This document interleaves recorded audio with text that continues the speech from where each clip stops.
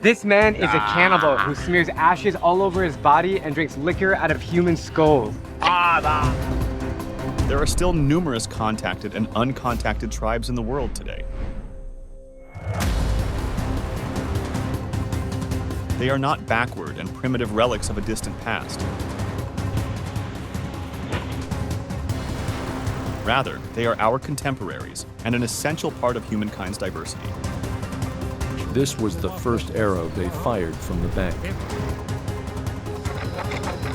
Join us as we look at 20 of the most dangerous tribes in the world. 20. Awa. The Awa are Brazilian indigenous people that live in the Amazon rainforest. There are over 350 members, 100 of whom have no interaction with the outside world. They are considered critically endangered due to disputes with logging interests on their range. They lived in towns at first, but became nomadic around 1800 to avoid European intrusions. During the 19th century, the Awa were progressively targeted by European immigrants who removed most of the forests on their country. To avoid European invaders, the Awa people began to live more nomadic lifestyles from 1800. From the mid-1980s onward, some Awa relocated to government-sponsored townships. However, they were allowed to keep their ancient way of life. In nomadic communities of a few dozen individuals, they rely solely on their forests and have little or no contact with the outside world. In 1982, the World Bank and the European Union granted the Brazilian government a loan of $900 million. The loan required that the lands of certain indigenous peoples, including the Awa, be demarcated and protected. This was especially important for the Awa, whose forests were being increasingly invaded by outsiders, with many cases of tribespeople being killed by settlers and the forest on which they relied being destroyed by logging and land clearance for farming. Without government assistance, the Awa and their culture would die extinct, even though it took the government many years to act.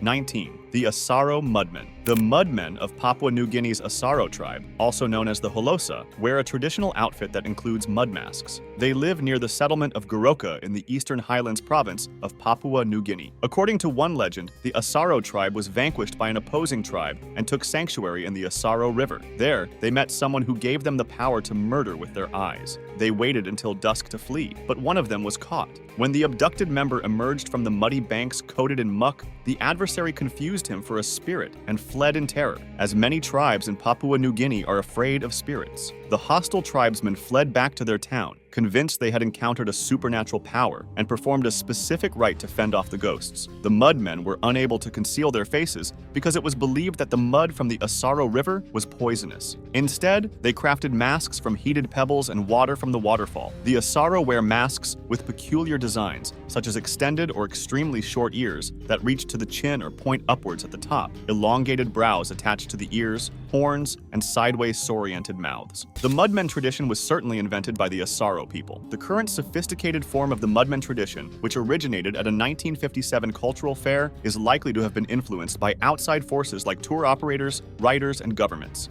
18. Papuan Tribe. West Papua is the western half of the island of New Guinea, apart from the independent country of Papua New Guinea. It is home to approximately 312 different tribes, including some uncontacted peoples. The Highlanders live in Papua's central hilly region, where they raise pigs and grow sweet potatoes. The lowland peoples reside in marshy and malarial coastal regions, where they hunt and collect ample animals. Some of the various Papuan tribal languages are related to one another, while others are unique. The people are ethnically separate from the Indonesians who govern the country. The Indonesian colonization of Papua New Guinea, which began in 1963, has caused significant suffering among all Papuans. The Indonesian army has a lengthy history of human rights crimes against the Papuans, and racist Indonesian soldiers regard the Papuans with contempt. Papua's natural riches are being exploited profitably by the Indonesian government and foreign enterprises, but at the expense of the Papuan people and their homelands. When international corporations visit Papua, the Indonesian military joins them to defend the important projects. The military presence is virtually usually linked to human rights crimes, such as murder,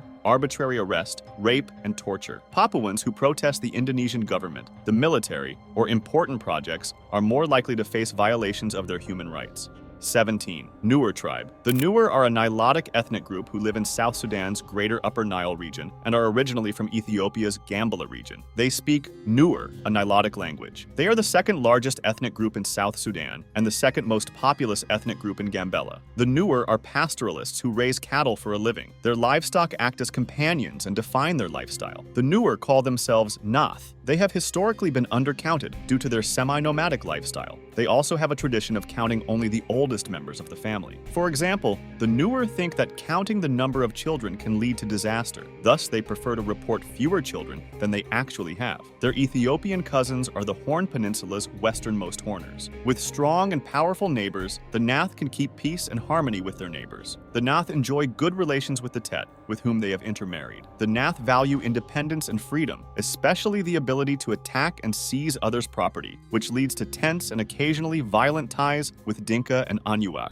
They despise anything that offends their feeling of country. For example, after their early interaction with Arabs and Turks, the Nath objected to Muslim prayers in their land. 16. Auro Tribe. Puesto Paz, an indigenous Auro hamlet, is in Bolivia's Santa Cruz state. This area was formerly densely forested, but in recent years has seen an agricultural boom centered on commercial soybean growing. Santa Cruz had only 30,000 residents 40 years ago, but now has a population of over 1 million. After generations of traveling around huge clan-controlled regions in eastern Bolivia's lowlands, the Auro have just recently established permanent villages. The Auro have faced difficulties during the last 30 years, but the last 10 have been particularly terrible. Their property has been plowed and turned into sunflower, cotton, and soybean farms. The Auro community is highly traditional in its organization and has a poor history of dealing with outsiders. The Auro, who defend the final remnant of the Chiquitano Chacano forest, are one of Bolivia's most vulnerable and neglected ethnic.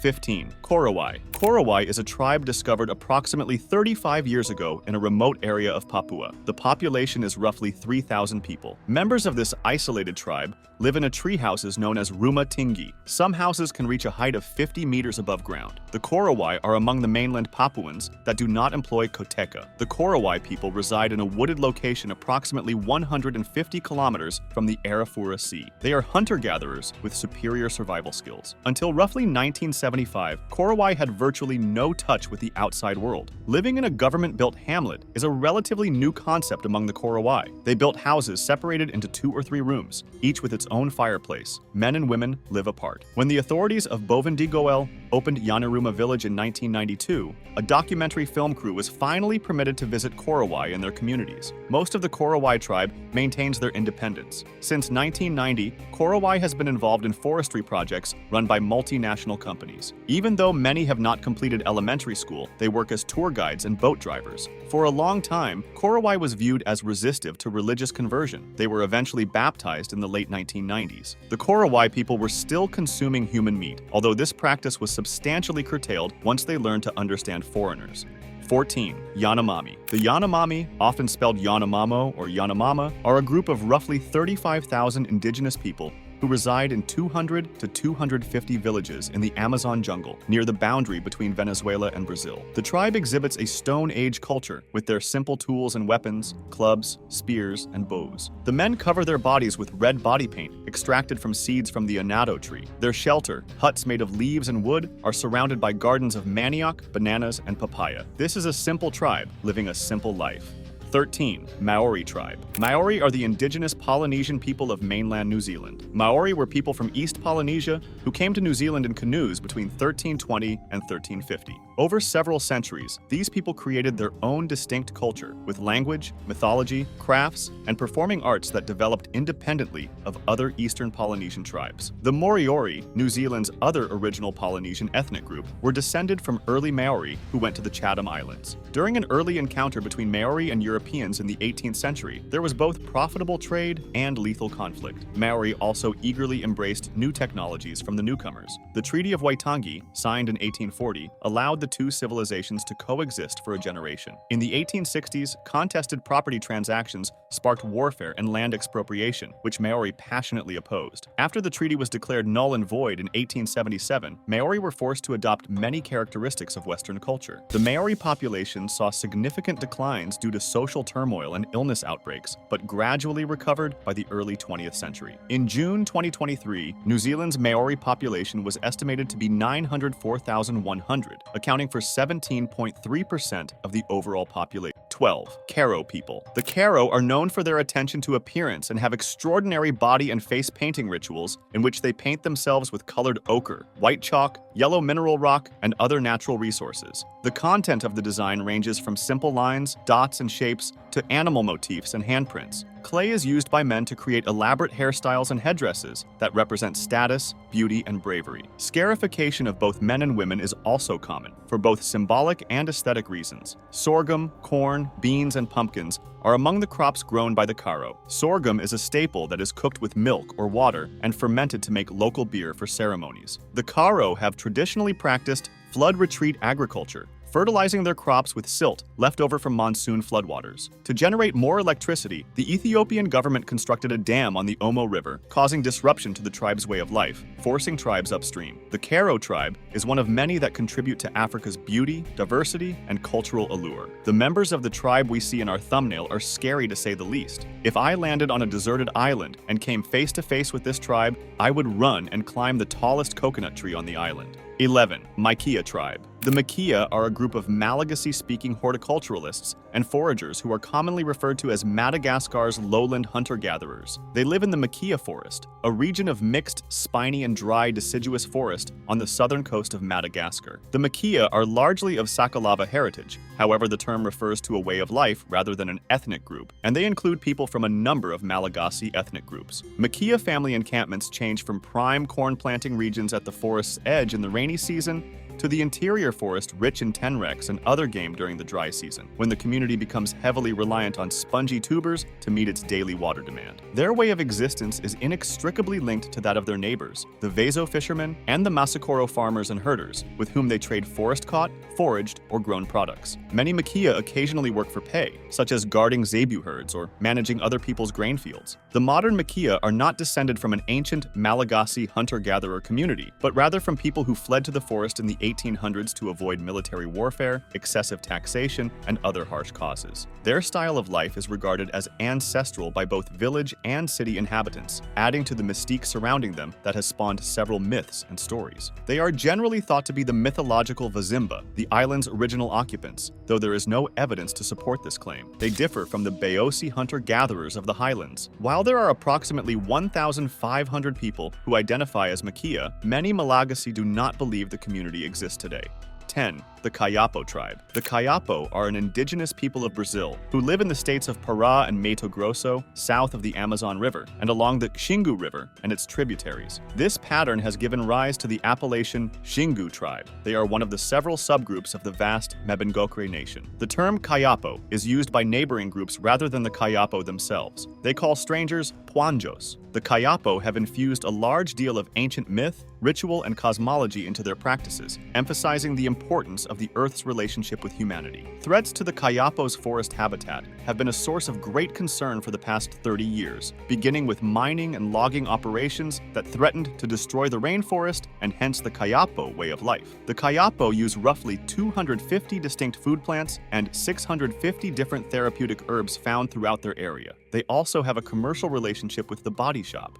9. The Yali Tribe. The Yali are a prominent ethnic group in highland Papua, Indonesia, who inhabit to the east of the Baliam Valley in the Papuan Highlands. The Yali and Dani name for lands of the east is Yali, which the Yali adopted without using it to identify their tribe. Men are traditionally dressed in a penis sheath known as a koteka and rattan bands around their waists. Their heads are occasionally covered with hairnets with a sharp tip at the neck. The women solely wear reed skirts. However, t-shirts and trousers or skirts and blouses are becoming increasingly popular. Sweet potatoes and taro are the Yali's main staple foods. Pigs are slaughtered for many occasions, including weddings. Fruits are not part of the standard diet. In their patriarchal culture, men build houses and hunt, while women plant and harvest food. 8.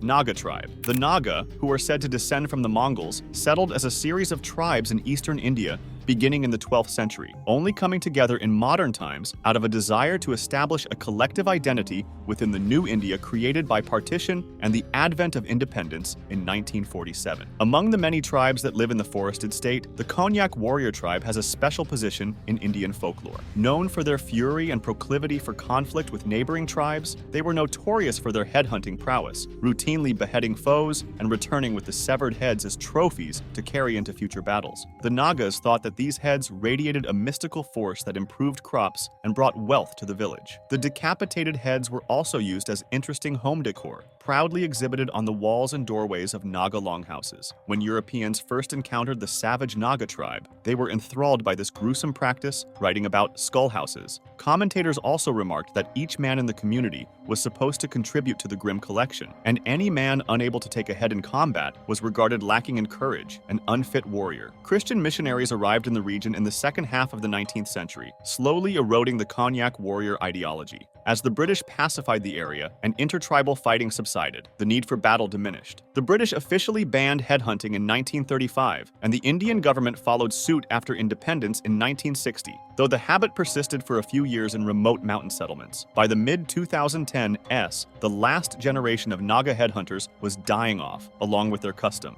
7. Mashco Piro. Never before seen photographs have emerged of one of the last uncontacted Amazon tribes, whom the Peruvian government is attempting to contact after they shot and killed 2 men in the chest with a bow and arrow. For 600 years, the Mashco Piro clan, also known as the Cujarino people, has lived in Peru's forest near the Brazilian border, with no interaction with the outside world. However, threatened by 21st century forestry, drug cartels, and tourism, the rarely seen indigenous group has broken cover from the forest to raid settlements for food, tools, and hunting weapons. When the Mashco Piro discover that other indigenous groups do not understand their language or encounter animals they are unfamiliar with, such as dogs, they may become hostile. The rest of the world does not understand their language. The government is looking for an interpreter from the Yali Tribe who understands the Mashco Piro's language. They are also searching in Brazil, where other Mashco Piro communities live, in the hopes one of them has picked up another language. However, the government will not enforce any confrontations with the Mashco Piro. The United Nations protects the rights of isolated indigenous peoples, especially the right to live in isolation, and the state must respect and defend.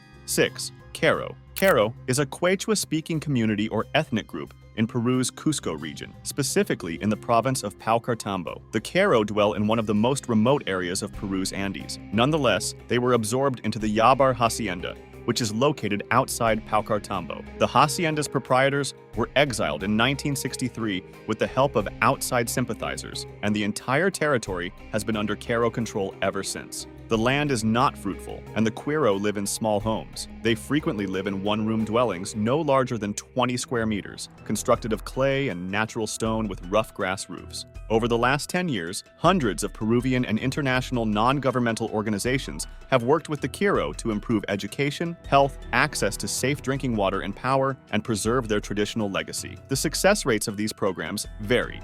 5. Toda. The Todas are a Dravidian ethnic group who inhabit in Tamil Nadu, a state in southern India. Prior to the 18th century and British colonization, the Toda coexisted locally with other ethnic groups. During the 20th century, the Toda population ranged from 700 to 900. Although the Toda make up a small proportion of India's population, they have received disproportionate attention from anthropologists and other scholars since the early 19th century due to their ethnological anomaly and their appearance, manners, and customs differing from their neighbors. The Toda traditionally live in mund villages, which are made up of 3 to 7 small, thatched huts built in the shape of half barrels and spread throughout the slopes of the pasture where they maintain domestic buffalo. Their economy was pastoral, centered on buffalo, and they exchanged dairy products with adjacent Nilgiri Hills peoples. The Todas' lifestyle has changed dramatically because of their forced engagement with others via technology. They used to be devout vegetarians, but some now consume meat. Although many Toda abandoned their unique characteristic huts in favor of concrete residences in the early 21st century, a movement arose to rebuild the old barrel-vaulted structures. Between 1995 and 2005, 40 new huts were constructed in this style, and old Toda holy dairies were refurbished. 4. Maasai. The Maasai are an African indigenous ethnic group of semi-nomadic people who live in Kenya and northern Tanzania. Because of their distinct traditions, customs, and dress, as well as their proximity to East Africa's many national game parks, the Maasai are among the most prominent African ethnic groups and are well known internationally due to their ties to the national parks and reserves. They speak Ma, a Nilo-Saharan language related to Dinka and Nuer. They also speak Tanzanian and Kenyan official languages. Swahili and English are both spoken. The Maasai population is now estimated to be 900,000 people. Despite programs established by the Kenyan and Tanzanian governments to encourage the Maasai to abandon their traditional, semi-nomadic lifestyle, the Maasai people have maintained their age-old customs. This is, however, changing, albeit slowly. 3. Samburu. The Samburu are a sub-tribe of the Maasai who speak their own dialect of the Ma language. They are noted for their traditionalist lifestyle, which includes religious beliefs, rituals, and tribal dress that have mostly remained unaffected by Western influences. The Samburu, like the Maasai, are semi-nomadic pastoralists. This means that their life centers around cattle, sheep, goats, and camels. The Samburu people often reside in clusters of 5 to 10 families. Traditionally, men watch after the cattle and are responsible for the tribe's protection. As warriors, they defend the tribe against both human and animal attacks. They also conduct raiding teams to steal cattle from competing Samburu clans. From a young age, Samburu boys are taught to herd livestock and hunt. Circumcision is performed as part of an initiation rite, marking their transition into manhood. Samburu women are responsible for gathering roots and vegetables, caring for children, and collecting water. They are also responsible for maintaining their dwellings. Samburu daughters generally assist their mothers with household duties. Before marriage, young ladies are circumcised. The Samburu, like many indigenous tribes, are under pressure from their government to establish permanent communities. They have been particularly reluctant to do so because permanent settlement would clearly destroy their entire way of life. Samburu households who have been forced to settle frequently send their older men to the city to serve as guards. This is a naturally evolved sort of job because of their great warrior reputation. 2. Baka. The Baka, also known as Bayaka in the Congo, are an ethnic group that lives in Cameroon's southeastern rainforests, the Northern Republic of the Congo, Northern Gabon, and the Southwestern Central African Republic. They are frequently referred to as a subset of the Tuwa. However, the two tribes are not closely connected. Similarly, the word Baka is sometimes wrongly ascribed to other peoples in the area, such as the Baka and Twa, who were traditionally referred to as pygmies because of how short they are, a term that is today considered disparaging. Deforestation has a tremendous influence on the Baka, as the forest is their home. These deforestation initiatives can be exceedingly harmful to the Baka because they ruin the ecosystem on which they rely significantly for subsistence, as well as their economic standing in comparison to Bantu farming groups. 1. Meru. The Meru are a people that lives atop Mount Kenya's fertile agricultural north and eastern slopes in the old eastern province of Kenya. The name Meru refers to both the people and the location, as the Meru people were previously divided into a single geopolitical district based on the colonial land unit. The Meru are predominantly agricultural, with some livestock raised in the region's north. Their lifestyle and culture are comparable to other highland Bantus. The Tharaka live in the dry desert, leading a considerably tougher lives than most Meru. They also live in other areas of Kenya. Meru is more than simply a location on a map. It's a unique portion of Kenya that showcases its various beauty. Whether you're visiting the broad plains or the lofty peaks, Meru has great stories to tell and thriving communities to discover. Meru is a unique slice of Kenya, with a balance of old traditions and new progress seen everywhere. It's incredible to see so many of these tribes still around today, maintaining their beliefs and systems, but it's sad to see how once again, large corporations destroy their way of life without any remorse. Which one was your favorite? Why don't you let us know in the comments below? Well, that's it for now. If you enjoyed this video, please give us a like and let us know in the comments what you think. Check out our other videos and subscribe to be part of the fun. Click on the notification icon so you can see our new videos as soon as they're uploaded. Thanks for watching and see you next time.